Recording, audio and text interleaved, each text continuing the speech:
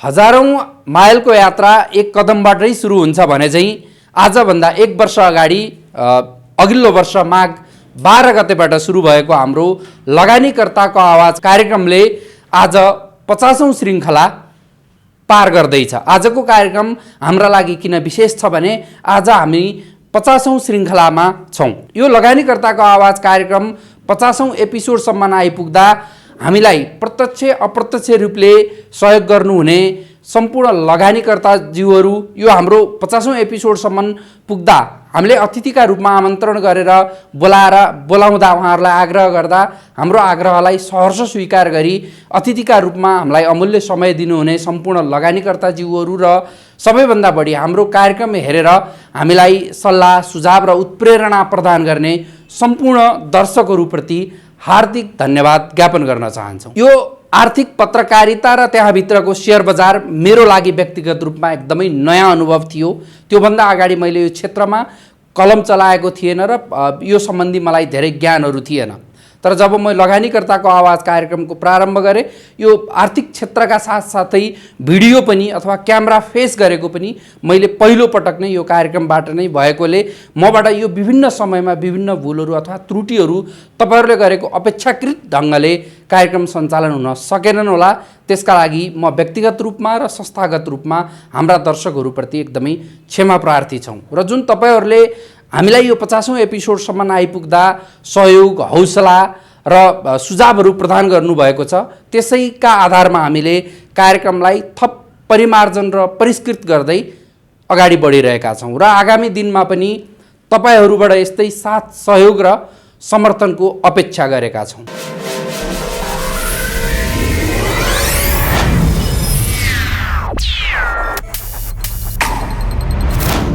नमस्कार, कार्यक्रम लगानीकर्ताको आवाजको नयाँ श्रृङ्खलामा यहाँहरूलाई स्वागत छ।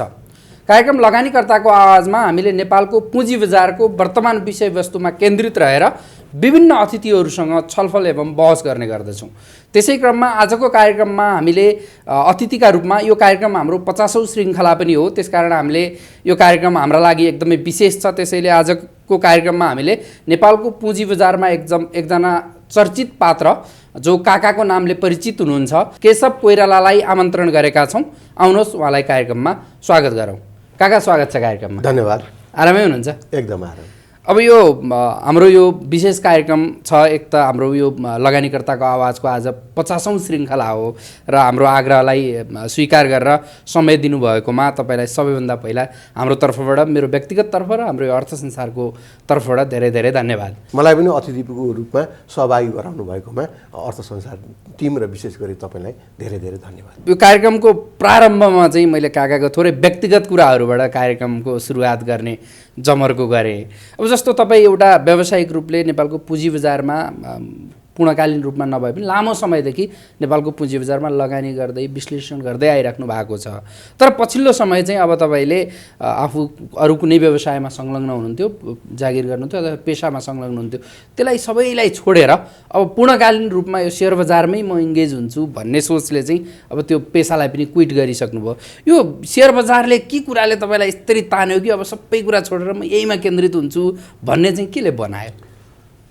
मान्छेले पेसा अँगाल्दाखेरि अब हाम्रो जस्तो आर्थिक अवस्था भएको देश र हाम्रो जस्तो एक किसिम भनौँ न मध्यम वर्ग र निम्न मध्यम वर्गको समाजमा हुर्किएका आम मान्छेहरूलाई तपाईँको उमेर बिस्तारो ढल्किँदै गएपछि, उमेर एउटा अवस्थामा पुगेपछि, पढाइ सकिसकेपछि तपाईँको कामको खोजी हुन्छ, परिवार हुन्छ, परिवार पाल्नुपर्ने दायित्व हुन्छ, यो गर्दा पो हुन्छ कि त्यो गर्दा पो हुन्छ कि भन्दै अब मान्छेले बाध्य भएर एउटा पेसा अँगालेको हुन्छ।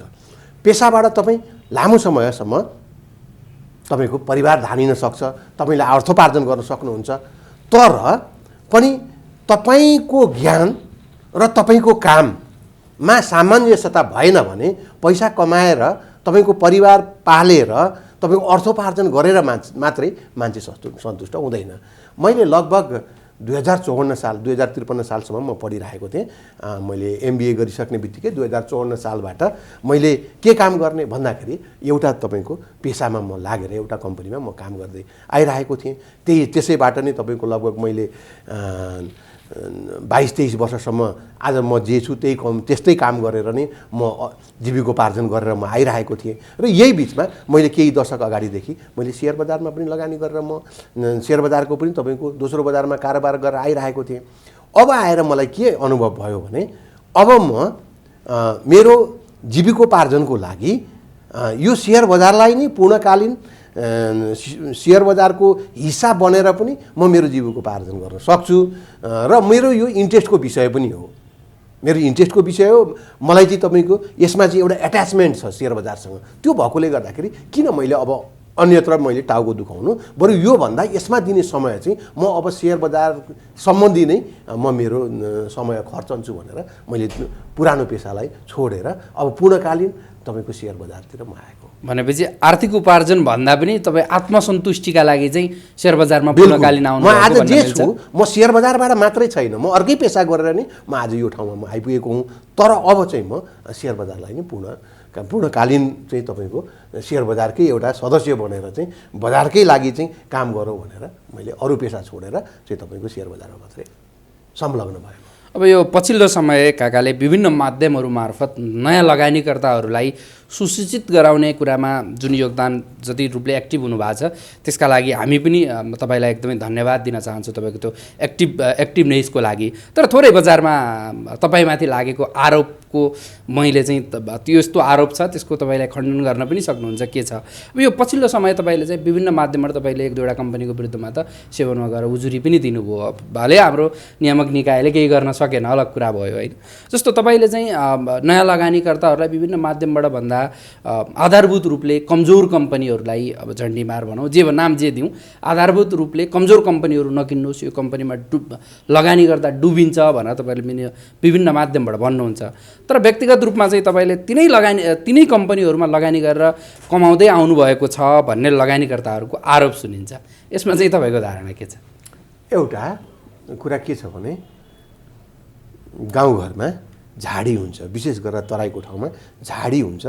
हामी मतलब केटाकेटीलाई अलि उमेर परिपक्व नभएको मान्छेलाई हामी बारम्बार सम्झाउँछौँ, बाबु त्यो झाडीमा जानु हुँदैन, त्यहाँ सर्प हुन्छ, टोक्छ भनेर भन्छौँ। किन भन्दाखेरि एक त तपाईँको खतरासँग सबै मान्छेले सचेत हुनुपर्छ, त्यसमा पनि कम जानकार मान्छे खतरासँग बढी सचेत हुनुपर्छ। नयाँ लगानीकर्ता जो बजारमा केही महिना केही दिनदेखि अथवा केही वर्षदेखि मात्रै आउनुभएको हुन्छ, उहाँहरू बजारको लागि अलिकति अपरिपक्व हुनुहुन्छ। एउटा मान्छे एउटा लगानीकर्ता परिपक्व हुनको लागि एउटा बुलिस र एउटा बेरिसको चक्र कमसेकम उहाँले देखिसकेपछि अनि मात्रै उहाँलाई थाहा हुन्छ कि तपाईँको बजार बुलिस भनेको के हो, बेरिस भनेको के हो, तपाईँको कम्पनी भनेका के हुन्, फन्डामेन्टल भनेको के हो, टेक्निकल भनेको के हो, यी कुराहरू तब मात्रै पर्फेक्ट हुन्छ।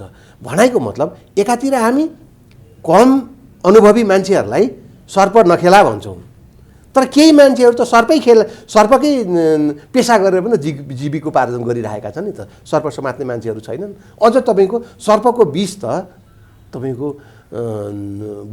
बहुमूल्य हुन्छ होइन, औषधि बनाउनको लागि काम। अहिले त सर्पको त फार्मिङ गरिरहेछन्। मैले त सुनेको छु, कतिसम्म सत्य हो, हाम्रो अहिलेको विपक्षी पार्टी एमालेका पहिलाका अध्यक्ष अहिले समाजवादी हुनुहुन्छ होला, झलनाथ खनालले उहाँले त सर्प पाल्ने खेती छ अरे उहाँको। भनाइको मतलब अब सर्पसँग डराउनु पनि पर्छ। कसले? तपाईँको जसले सर्पसँग बस्न सक्दैन, तर सर्प नै पालेर पनि गुजारा चलाएका मान्छेहरू छन्। मैले सामाजिक सञ्जालबाट तपाईँको कमजोर कम्पनीहरू नकिन्नुहोस् भनेको कसलाई भन्दाखेरि जो अनुभवहीन कम हुनुहुन्छ, जसमा अनुभवको कमी छ, उहाँहरू अनुभवीहरूले त यस्तै कम्पनी पनि खेलेर तपाईँको 2-4 पैसा कमाएर उहाँहरू निस्किन सक्नुहुन्छ।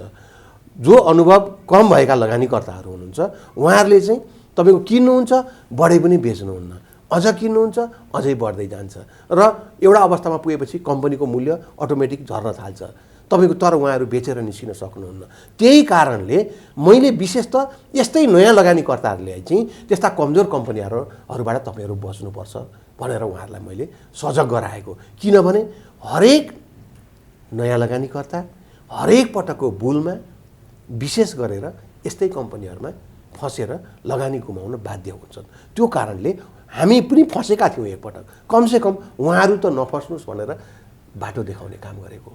यसको मतलब तपाईँको कमजोर कम्पनीहरूको मूल्य बढ्दै बढ्दैन भन्न खोजेको होइन, बढे पनि निस्किन गाह्रो हुन्छ नयाँ मान्छेलाई, यो भनेर मैले सजग गराएको।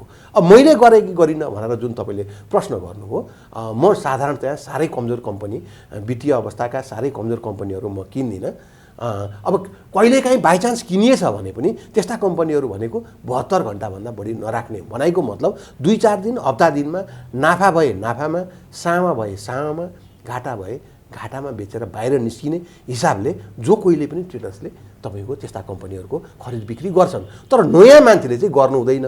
म कसलाई भनिरहेको छु भन्दाखेरि बिल्कुल नयाँ यो बुलमा बजार प्रवेश गर्ने हो उहाँहरूले चाहिँ यो उहाँहरू उम्किन सक्नुहुन्न, त्यही भएर तपाईँहरू उम्किन सक्नुहुन्न, यस कारणले नपस्नुहोस् भनेर भनेको।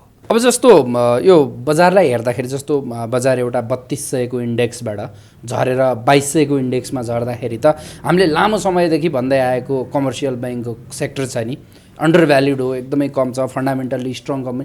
तर यो बजार घट्दा त सबै सेक्टर एकै नासले घट्दो रहेछ नि त। हामीले अघिल्ला बुलहरूमा पनि हेर्ने हो भने अघिल्ला बुलमा पनि कमजोर कम्पनी पनि घटे, तपाईँको मजबुत कम्पनीहरू पनि घटे। कर्नरिङ गरेर अलि प्राइस माथि हाइक गरेर पुर्याइएका कम्पनीहरू अलि बढी घट्छन्, कर्नरिङ नगरिएका अलि बढी पुँजीका कम्पनीहरू कम मात्राले घट्छन्। घट्न त सबै घट्छन्, बढ्दो बजारमा सबै बढ्छन्।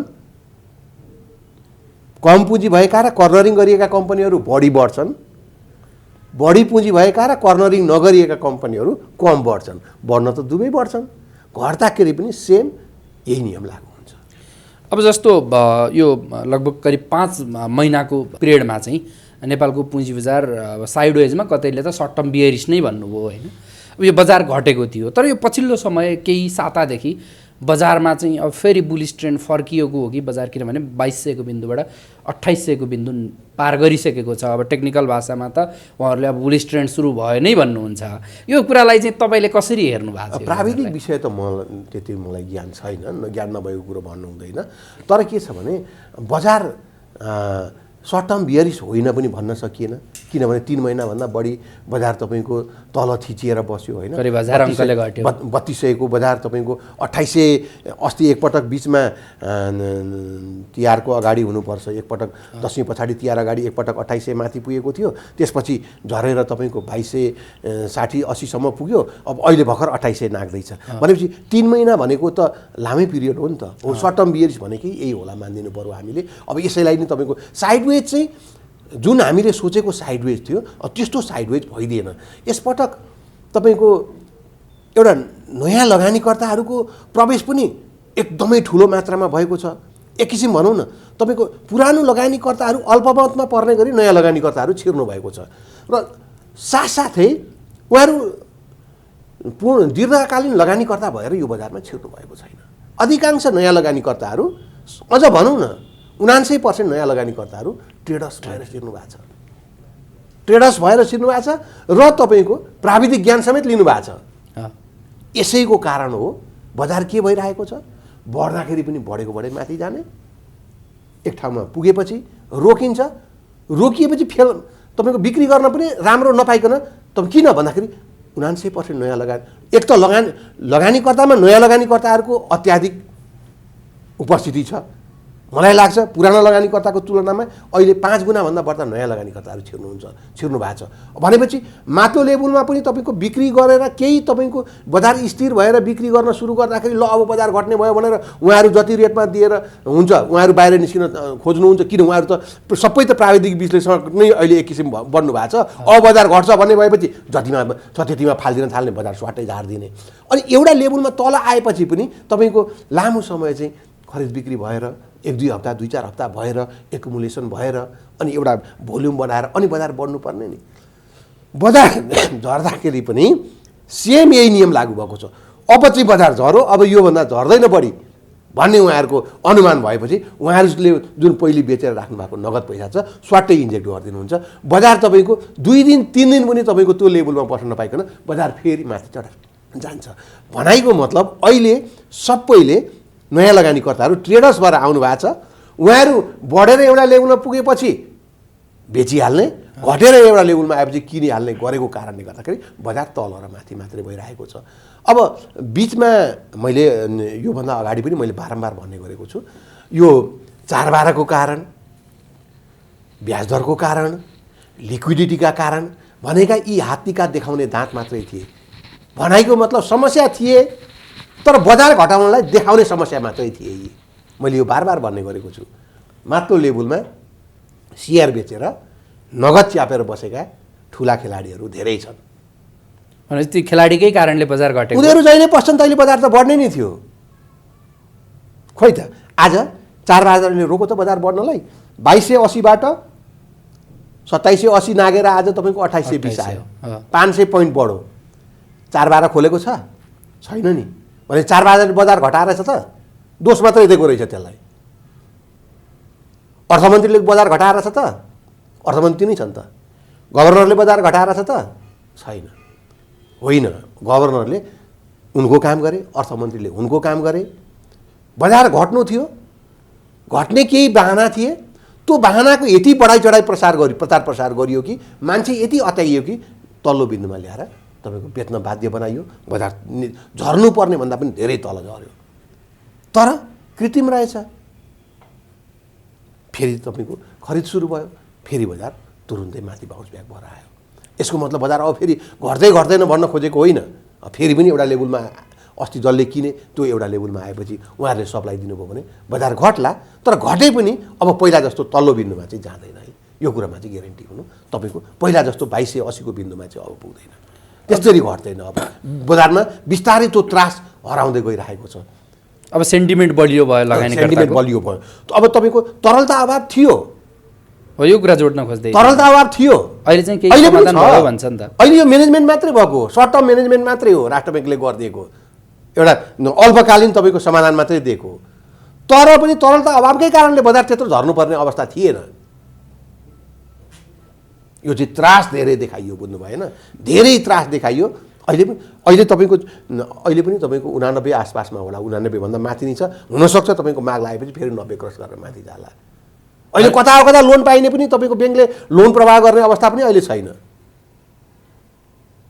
तर पनि बजारमा यति ठुलो सङ्ख्यामा नयाँ लगानीकर्ताले आफ्नो स्वपुँजी, आफ्नो बचत, आफ्नो सम्पत्ति लिएर पस्नु भएको छ। ऋण लिएर लगानी गरेको मात्रा भनेको एउटा सानो मात्रा, सानो हिस्सा मात्रै हो। त्यसैले यत्रो ठुलो बजारमा इम्प्याक्ट त्यसरी पार्दैन। जसरी हल्ला गरिएको, जसरी तपाईँको बजार झारिएको थियो, वास्तवमा त्यत्रो इम्प्याक्ट पर्ने खालको तपाईँको ऋणको मात्रा छैन। अघि पनि हामीले जोड्यौँ, नेपालको पुँजी बजारमा 90% भन्दा बढी नयाँ लगानीकर्ताहरू बजारमा प्रवेश गर्नुभएको छ। अब यो अहिलेको यो अवस्थामा पनि सेयर बजार घुमाउने चाहिँ त्यति नै ठुला खेलाडीले नै हो त? अहिले पनि अवस्था त्यही चाहिँ जिउको त्यो नै छ त? हिजोको जस्तै हो अवस्था? एउटा उदाहरण हेरौँ। गाडी स्टार्ट गर्ने चिज, चाबी घुमाउनुहुन्छ, फर्र गरेर गाडी कराउँछ, अनि बाँकी सब कुराहरू सुरु हुन्छ, होइन? तर अब गाडी स्टार्ट भएर अगाडि बढ्छ। के त्यो स्टार्टर मात्रै हो गाडी भनेको? होइन नि। तपाईँको चक्का छ, गाडी छ, सिट छ, तपाईँको गियर छ, हरेक कुराहरू छ नि त, एक्सिलेटर छ, हरेक कुराहरू छन् नि। तर पनि स्टार्ट चाहिँ कसले गर्छ त? चाबीले गर्छ। त्यो स्टार्टरले गर्छ। त्यो स्टार्ट गर्ने काम जुन हो नि, त्यो चाहिँ ठुला खेलाडीले गर्छन् क्या। त्यो ड्राइभिङ सिटमा चाहिँ बस्ने तपाईँको ठुला खेलाडीहरू हुन्, बुझ्नु भएन? अरू नयाँ चाहिँ लगानीकर्ताहरू, पार्टहरू, अनि उनीहरू सँगसँगै हिँड्ने चाहिँ तपाईँको त्यो ठुलो समूहहरू हुन्। त्यही भएर तपाईँको केही न केही तपाईँको गाडी स्टार्ट गर्नको लागि, सेयर बजारमा पनि तपाईँको पिकअप लिनको लागि स्टार्ट गरिदिने काम चाहिँ ठुला खेलाडीले गर्छ। अनि तपाईँको स्टार्ट बन्द गरिदिने काम पनि ठुला खेलाडीले गर्छ। अब जस्तो अहिले नेपालको सेयर बजारका दुईटा नियामक निकायहरू, एउटा नियामक निकाय, अर्को दोस्रो बजार सञ्चालन गर्ने निकाय, जो चाहिँ नेपालको सेयर बजारलाई मुख्य मायना राख्ने मुख्य दुई निकायहरू नेतृत्वविहीन छन्। अब नेप्सेको कुरा गर्दा त करिब 3जनाको नाम चाहिँ क्याबिनेटमा गइसकेको छ। 1-2 दिनमा सायद सिफारिस पनि होला। धितोपत्र बोर्डको प्रक्रियामै छ, अझैसम्म पनि अगाडि बढ्न सकेको छैन। अब यस्तो अवस्थामा यो बजार चाहिँ अहिले दुईटै नयाँ नेतृत्व चाहिँ नयाँ आउँदै गर्दा उहाँहरूसँग चाहिँ बजारले गर्ने अपेक्षा चाहिँ के हुन् जस्तो लाग्छ तपाईँलाई? बजारले त नियामक निकायबाट यति ठुलो अपेक्षा गरेको हुन्छ। यो हाम्रो पुँजी बजार मा यति विसङ्गति र विकृतिहरू छन् र यति धेरै कमीहरू छन् हैन। अब त्यो पुरा त्यसको ती समस्याहरूमध्येमा 10 भागको 1 भाग मात्रै पुरा गरिदिने हो भने पनि आउने प्रमुखहरूले लगानीकर्ताको मुखबाट वाइ पाउनेछन्। तर हामीले त्यति ठुलो अपेक्षा राख्नु हुन्छ जस्तो मलाई लाग्दैन। आज विशेष त धितोपत्र बोर्डको प्रमुख नहुँदा चाहिँ धेरै प्राविधिक कुराहरू अड्केका छन्। आइपिओ तपाईँ देखिहाल्नुभयो, कति आइपिओ अड्केर बसेका छन्, राइट सेयरहरू एप्रुभ नभएर कति बसिरहेका छन् हैन। धेरै कुराहरूमा धितोपत्र बोर्डको अध्यक्ष नहुँदाखेरि फरक परेको छ। अब यी चाहिँ प्राविधिक कुराहरू भए। मुख्य कुरा त लगानीकर्तालाई प्रत्यक्ष प्रभाव पार्ने बजारमा भएका विसङ्गति र विकृतिहरू यति छन्, विशेष गरेर कर्नरिङ, सर्कुलर ट्रेडिङ र इनसाइडर ट्रेडिङले यो बजारलाई यति दुर्गन्धित बनाएको छ कि त्यसको कुरा गरेर साध्यै छैन। यस्ता कुराहरूको तपाईँको छानबिन गरेर दोषीलाई सजाय दिएर गरिदिने हो भने यो सेयर बजार कति सुन्दर हुन्थ्यो होला, यो हाम्रो पुँजी बजार कति सुन्दर हुन्थ्यो होला। अब जस्तो यो यही विषयमा जस्तो नेपालमा अहिले पछिल्लोचोटि चाहिँ एकदमै चर्चामा रहेको विषय बिमा कम्पनीहरूको जुन पुँजी वृद्धि र नयाँ कम्पनीहरूलाई चाहिँ लाइसेन्स दिने कुरा जुन बजारमा चलिरहेको छ चर्चा। अब यो पनि विवादित छ। कहिले चाहिँ बिमा समितिको अध्यक्षले दिने राइट सेयर दिएर भए पनि बढाउने भन्नुहुन्छ, कहिले होइन अब मर्जरमै जानुपर्छ भन्नुहुन्छ, कहिले नयाँलाई लाइसेन्स उहाँहरूले चाहिँ बोली फेरि रहन्छ। यो कुरालाई चाहिँ यो के हो, स्वाभाविक हो कि बजारमा नियामकहरू नै चलखेलमा लागेका हुन् कि के हो, कसरी हेर्नु भएको छ? अब जस्तै निर्जीवन बिमा कम्पनीको सङ्ख्या मलाई लाग्छ 2 दर्जनभन्दा बढी होला। 24वटा भन्दा त पक्का बढी छन्। 24, 25, 26 कतिवटा छन्। यिनीहरूको वार्षिक कारोबार कति होला? मलाई लाग्दैन कि सबैले 2 अरबको कारोबार गर्ने बराबरको पनि बिजनेस छ जस्तो लाग्दैन नेपालमा। यत्रो 24-25वटा कम्पनी छन्, अझै केका लागि कम्पनी थप्नु पर्ने? त्यो व्यापार त यिनीहरूले बढाएर यत्रो हामीले लगानी गरेका कम्पनीहरू हुन्, यिनीहरूको व्यापार बढेर यिनीहरूले नाफा धेरै कमाएर हामीलाई प्रतिफल दिनुपर्ने होइन। इन्डियामा 1.5 अरब जनसङ्ख्या पुग्न लागिसक्यो। त्यत्रो ठुलो देशमा, त्यत्रो क्षेत्रफल भएको देशमा, त्यत्रो जनसङ्ख्या भएको देशमा पनि मलाई लाग्दैन हाम्रोभन्दा 2 गुणा पनि बढी सङ्ख्यामा छैनन् होला बिमा कम्पनीहरू। अनि यहाँ चाहिँ किन यत्रो बिमा कम्पनी रोप्नुपर्ने? 2 वर्ष पनि भएको छैन होला नयाँ तपाईँको लाइसेन्स बाँडेको। आज फेरि लाइसेन्स बाँड्नुपर्ने? यो देशलाई चाहिएर होइन, यहाँ व्यापारलाई चाहिएर होइन। नीतिगत निर्णय गरेर कम्पनीलाई लाइसेन्स दिएर नीतिगत भ्रष्टाचार गर्नको लागि यो लाइसेन्स बाँड्न खोजिएको। जस्तै पुँजी वृद्धिको कुरा पनि छ नि। हो अब पुँजी वृद्धिमा 1 अरबको पुँजी भएको कम्पनी छ, 1 अरब 25 करोड, 1 अरब 30 करोड, 1.5 अरबको वार्षिक व्यापार गर्छ। इन्डियामा हाम्रो नजिकै छिमेकी राष्ट्र भारतमा 1 अरबको कम्पनीले 50औं अरबको कारोबार गर्छ। 1 अरब पुँजी भएको कम्पनीले 50औं अरबको प्रिमियम कलेक्सन गर्छ। हेर्नु होला, तपाईँलाई विश्वास लाग्दैन भने हेर्नु होला। र तिनीहरूको रिजर्भ हेर्नु होला, कत्रो ठुलो रिजर्भ हुन्छ। 1 अरबको कम्पनीको 10 अरबभन्दा बढी रिजर्भ हुन्छ, 50 अरबको तपाईँको प्रिमियम कलेक्सन गर्छ। तिनीहरूलाई पुँजी पुगेको छ। हाम्रोमा 1 अरबको कम्पनीले 1 अरब, 1.25 अरब, 1.5 अरबको प्रिमियम कलेक्सन गर्छ। त्यसलाई पुँजी पुगेन। अब जितना लिटर उतना किलोमिटर भन्ने एउटा उखान थियो त्यो RX मोटरसाइकलको।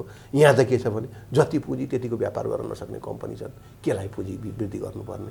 यो भनेको पनि नीतिगत निर्णय गरेर एउटा समूहलाई फाइदा पुर्याएर बाँडीचुडी खानको लागि बीचबीचमा चलाउने हल्लाहरू हुने। जस्तो निर्जीवनी बिमा कम्पनीहरूलाई त लाभांश वितरणमा नगदमा त पूर्णतया रोक नै लगाइदियो बिमा समितिले। तपाईँको कोरोना बिमा अहिलेसम्म दाबी भुक्तानी भएको छैन। त्यहीलाई देखाएको छ आधार चाहिँ।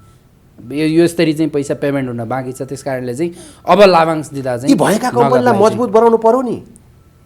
यी भएका कम्पनीलाई पुँजी पुगेन, सानो भयो भने 25, 30वटा किन कम्पनी चाहिए? यिनी भएकोलाई 2-4वटा मर्ज गराएर 8-10 वटा बलिया कम्पनी तयार गरे हुँदैन?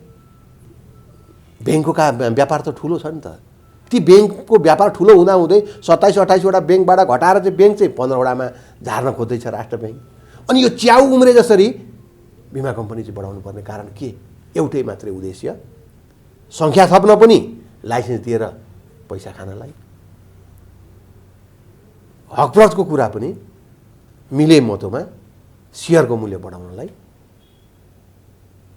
भने यसमा केही न केही दालमे कुछ काला आयो भन्छ नि, त्यही नै देख्नुहुन्छ तपाईँ? यही हेरौँ न, हाम्रो एनआरआइसी पुनर्बिमा कम्पनी 10 अरबको चुक्ता पुँजी छ। मलाई लाग्छ पोहोरको असार माससम्ममा मुस्किलले 10 अरब पनि छ कि छैन व्यापार, होइन? बिस्तारै बढाउँदै लगेर यो 10 अरबको चुक्ता पुँजी भएको कम्पनीले कमसेकम 30-40 अरबको व्यापार गर्न पाएदेखि यो कम्पनी तङ्ग्रिन्थ्यो नि। तर यसैले व्यापार पाएको छैन। अर्को तपाईँको हिमालयन कि के भन्ने अरे, अर्को तपाईँको लाइसेन्स दिएर अर्को खडा भइसक्यो। पहिला व्यापारै तयार भइसकेको छैन, सङ्ख्या बढाएको बढाइ छ भनेपछि यहाँ व्यापारको लागि चाहिएर सङ्ख्या थपिँदैन, नीतिगत निर्णय गरेर लाइसेन्स बाँडेर पैसा कमाउनको लागि तपाईँको यस्ता निर्णयहरू नीतिगत तहमा गरिन्छ। अब जस्तो यो पछिल्लो समय नयाँ लगानीकर्ताहरू आउँदै गर्दा तपाईँ सामाजिक सञ्जालमा एक्टिभ हुनुहुन्छ, तपाईँसँग प्रत्यक्ष वा अप्रत्यक्ष रूपले धेरै नयाँ लगानीकर्ताहरू सम्पर्कमा हुनुहुन्छ। यो तपाईँले हेर्दाखेरि अहिलेको बजारमा नयाँ लगानीकर्ताहरूले गर्ने सबैभन्दा बढी गल्ती चाहिँ के हुन् जस्तो लाग्छ तपाईँलाई? नयाँ लगानीकर्ताले जे गर्नु हुँदैन त्यही गर्छ, जे गर्नुपर्ने हो त्यो गर्दैन। भनाइको मतलब नयाँ लगानीकर्ताले किन्न जान्दछन्, बिक्री गर्न जान्दैनन्। बजारमा दुई खालका, अघि हामीले चर्चा गरिसक्यौँ, बजारमा दुई खालका स्क्रिप्टहरू छन्, दुई खालका स्टकहरू छन्। एउटा प्रतिफल दिने, लामो समयसम्म पनि राख्न सकिन्छ र तिनीहरूले प्रतिफल दिन्छन् हरेक वर्ष। अर्को प्रतिफल दिने पनि हुन सक्छन्, प्रतिफल नदिने पनि हुन सक्छन्, तर कर्नरिङ गरेर केही दिन, केही हप्ता, केही महिनामा मूल्य उच्च पारेर, उच्च ठाउँमा पुर्याएर बेचेर निस्किने खेलाडीले खेल्ने गरेका स्टकहरू छन्। त्यस्ता कम्पनीहरू चाहिँ किनेर बेच्न सक्यो र फाइदा भयो भने राम्रो, अथवा किनेर केही दिन राख्दाखेरि नाफा भएन भने साउमा पनि फाल्न सक्नु पर्यो, अथवा घाटा लागेर पनि निस्किन सक्नु पर्यो। खेलाडीहरू त त्यही गर्छन् नि त, होइन? तर उहाँहरू त नाफा भए पनि बेचेर जान सक्नुहुन्न। 500मा किनेको चिज 1000 पुग्यो भने पनि अझै 1500 पुग्छ भनेर पर्खेर बसिदिनुहुन्छ। अनि किन्न चाहिँ त्यस्तै कम्पनी किन्नुहुन्छ। उहाँहरूले किन्नुपर्ने कस्तो, दुई चार उहाँहरूले किन्नुभयो, बेच्न बिर्सिएर राखिराख्दाखेरि पनि सङ्ख्या बढ्दै जाने, महँगा पनि नभएका हुन्, होइन? सस्ता कम्पनी, सस्तोमा प्रतिफल राम्रो दिने कम्पनी किनेर ढुक्कले बस्नुपर्ने, किन बेच्न जानुहुन्न नि त उहाँहरू त, तर किन्नुहुन्न। त्यस्ता यसो हेर्नुहुन्छ, आज भोलि पर्सि महिना 2 महिना हेर्नुहुन्छ, यो खासै बढेन, सँगै किनेको अर्को डबल भइसक्यो, अर्को डेढा भइसक्यो, यो बेचिदिन्छु बरु घाटामा, त्यसैमा हाल्छु भनेर उहाँहरू त्यतै गइदिनुहुन्छ। त्यहाँ हाल्दिनुहुन्छ, हुनसक्छ उहाँले कमाउनु पनि हुन्छ, कमाएपछि पनि बेच्न जान्नुहुन्न, फेरि पनि एक दिन त्यसको मूल्य तल झर्छ, त्यो ठाउँमा रहँदैन। त्यही भएर यो हिजो हामीले पनि यही गल्ती गरेर नोक्सान खाएको, त्यही भएर कमसेकम अब अहिले आउने नवप्रवेशीहरू चाहिँ यस्तो गल्ती गरेर नोक्सान नखानुहोस् भनेर अर्ती दिन खोजेको, होइन? एउटा सामाजिक सञ्जालमा चाहिँ एउटा मुहिम चलाउन खोजेको मैले। तर के छ भने यसमा गाली खानु सिवाय केही पनि हुँदैन। अब जस्तो पछिल्लो समय यो 3200को इन्डेक्स 2200मा झर्दै गर्दाखेरि विभिन्न लगानीकर्ताहरूलाई हामीले व्यक्तिगत रूपमा भेट्दा पनि अरूसँग भन्दा पनि अहिले धेरै लगानीकर्ताहरू चाहिँ अब यो फ्रस्ट्रेट भएर यो बजार चाहिँ अब यो हाम्रो लागि रहन्छ भनेर 30 लाख लगानी गर्नेले 20 लाख लिएर भए पनि बजारबाट निस्किने, 15 लिएर पनि जति आयो त्यति लिएर नयाँ लगानीकर्ताहरू बाहिरिने क्रम पनि केही यो 1000 अङ्कको गिरावटले देखिए जस्तो देखियो। तपाईँसँग त्यस्तो लगानीकर्ताहरू आउनुभयो कि भएन? अनि व्यक्तिगत रूपमा तपाईँलाई चाहिँ आफू सेयर बजारमा लगानी गर्दा कुनै समय यो त मेरो लागि रहन्छ, यो म चाहिँ अब यसबाट निस्किनुपर्छ भन्ने आफूलाई चाहिँ व्यक्तिगत रूपमा भयो कि भएन? 540मा किनेको एउटा कम्पनी सबैभन्दा सुरुमा अघिल्लो बुलमा 540मा किनेको कम्पनी बेरिज बजारमा 240-42मा झर्यो। त्यसपछि आउने बुलमा, नेक्स्ट बुलमा 350 रुपियाँ जतिमा मैले लगभग बेचेर म बाहिर निस्केको त्यो कम्पनीबाट। भनेपछि फ्रस्ट्रेसन सबै नयाँ लगानीकर्तामा हुन्छ। घाटामा गएपछि मैले पनि कमजोर कम्पनी नै किनेको थिएँ सुरुवातमा, र म पनि घाटामै गएको हो। तपाईँहरूले गलत बेलामा पस्नुभयो, गलत कम्पनी किन्नुभयो, गल्ती त भइहाल्यो। अधिकांशको हुने त्यही गल्ती हुन्छ। तर के छ भने गल्ती गरिसकेपछि या त तुरुन्तै हात झिक्नुपर्छ, होइन ठुलो नोक्सानी भएपछि नोक्सान सहेर बेचेर बाहिरिनु हुँदैन। यो सेयर बजार भनेको यस्तो ठाउँ हो, यहाँ कुर्न सक्नुपर्छ, समय सबैको आउँछ। त्यही भएर मैले अस्ति पनि भन्ने गरेको थिएँ, बजार घटेको बेला पनि भन्ने गरेको थिएँ, तपाईँको बिल्कुल हताश भएर बेचेर सस्तोमा बेचेर नबाहिरिनुहोस्। यो बजारले महँगोमा बेच्ने अवसर पनि पटक पटक दिन्छ। अब दिँदै छैन, अब दिँदै छैन, महँगोमा बेच्ने दिइरहेको छ त, दिँदैछ त महँगोमा बेच्ने।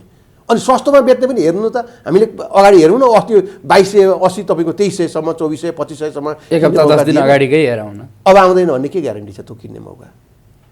सेयर बजारमा ग्यारेन्टी भन्ने केही कुराको पनि हुँदैन। महँगोमा बेच्ने मौका पनि बारम्बार आउँछ। नयाँ साथीहरूले झुकिएर महँगोमा किन्नुभयो भने पनि सस्तोमा फाल्टेर हिँड्नु हुँदैन, समय कुर्नुपर्छ। महँगोमा बेच्न फेरि मौका आउँछ। अब सस्तोमा किन्ने साथीहरूले सस्तोमा किन्न खोज्दा खोज्दै महँगो भयो भने पनि फेरि पनि एक दिन घटेर सस्तो मूल्यमा आउँछ। त्यति बेला फेरि पनि सस्तोमा किन्न सकिन्छ। यो आत्तिने र मात्तिने कारणले गर्दा सेयर बजारमा सबैभन्दा ठुलो नोक्सानी हुन्छ। अब जस्तो यो घट्दो बजारमा, जस्तो बजार हामीले अघि पनि चर्चा गरिसक्यौँ, बजार बढ्नु र घट्नु त एउटा स्वाभाविक कुरा हो। तर कोही मान्छेले पिकमा किन्छ र त्यो बजार घट्दो छ भने त्यो बजारमा एउटा एभरेजिङलाई पनि एउटा चाहिँ रिस्क कम गर्ने राम्रो टुल मानिन्छ। अब त्यसमा यो चाहिँ कसरी गर्ने, अथवा तपाईँको आफ्नो व्यक्तिगत अनुभव के छ, थोरै सेयर गरिदिनुहोस् न। अधिकांश नयाँ लगानीकर्ताको के कमजोरी हुन्छ भने उहाँहरूको लगभग लगानी उहाँहरूले एकैपटक गरिसक्नु भएको हुन्छ। उहाँहरूलाई कस्तो अनुभूति हुन्छ भने यो महँगोमा, यो अहिलेको स्थितिमा मैले किनिनँ भने त यो बजार त बढेकै जान्छ, म किन्नै सक्दिनँ नि भोलि। किन अहिले हेर्नुहोस् त, डेली दिनै पछि बढेको बढै छ। अब यहाँ के हुन्छ भने नयाँ त के पुरानो लाग्ने पनि अब यो बजार खस्दैन, यो बजार त बढेको अब कहाँ पुग्छ। आज किनेन भने भोलि त ट्रेन छुटिहाल्छ नि भन्ने हुन्छ। किन्ने बेलामा पनि बेच्ने बेलामा पनि सेम त्यही हुन्छ। च्यापेर राख्ने, बेच्नै नखोज्ने, अझ बढ्छ। बढुन्जेल चाहिँ अनि घट्न थालेपछि जब नोक्सानमा जान्छ नि, अनि अब चाहिँ बेचु लाग्छ। त्यसपछि गएर जतिमा पाइन्छ त्यतिमा त्यतिमा बेचेर अब यो त 1700-1800मा झर्छ अरे, यो बजारै सिद्धिन्छ अरे, अब त म त ज्यान गए पनि साउ आयो भने तपाईँको म बेचेर निस्किन्छु, अथवा घाटैमा बेचेर निस्किन्छु, म यो बजारमा फर्किन्न भनेर भन्नुहुन्छ। यस्तो अधैर्य भएर सेयर बजारमा लगानी गर्नु हुँदैन। सेयर बजारको लगानी भनेको यस्तो क्षेत्र हो, यो जोखिमपूर्ण लगानी हो।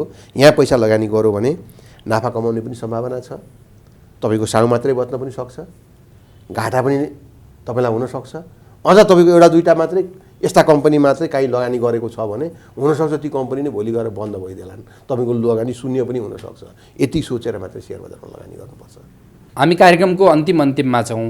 हाम्रो कार्यक्रम हेर्ने आम लगानीकर्ता, आम दर्शकहरूलाई चाहिँ तपाईँ के भन्न चाहनुहुन्छ? म लगानीकर्ता साथीहरूलाई यही कुरा भन्छु, तपाईँहरूले लगानी गर्दाखेरि